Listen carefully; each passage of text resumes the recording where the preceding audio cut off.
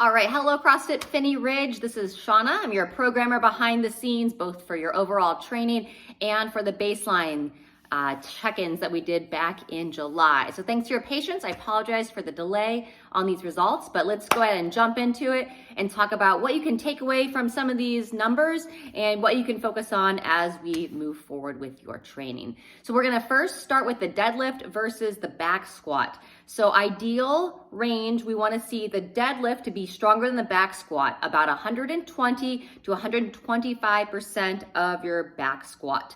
Now, we never expect anyone to be 100% perfect, so we extended our range, especially when we're focusing on a group dynamic and baseline and not working on an individual basis with each other. We have a lot more variables that can happen in that instance. So we extended the range from 116% to 129% to be considered balanced between those two lifts.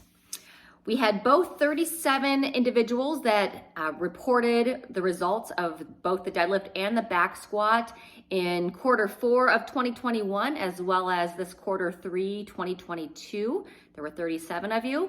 Within that, we had an improvement as far as more of you coming into balance.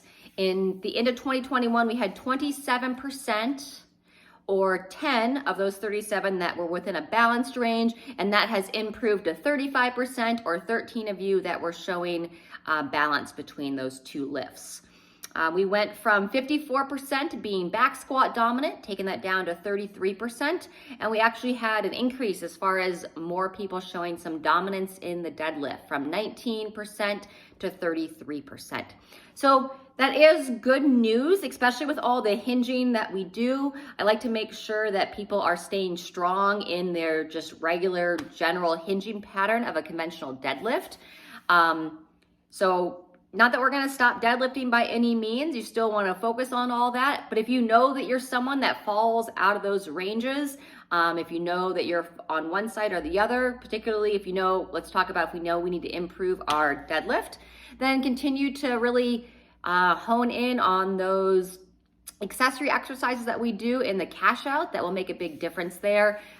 Anything with a glute bridge, anything with a hinge, single leg bridges, kettlebell deadlifts, kettlebell swings, all of that posterior chain work, as well as sometimes it's our midline strength that might be lacking, that doesn't allow for the confidence with that deadlift.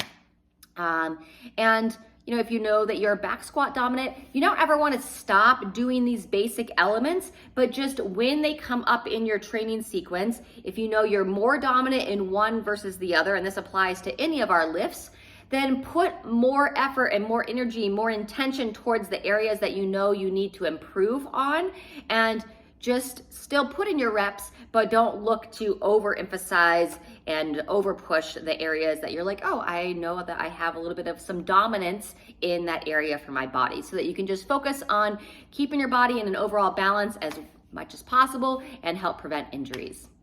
All right, so that's our back squat versus deadlift. Hang tight and we'll be back with more.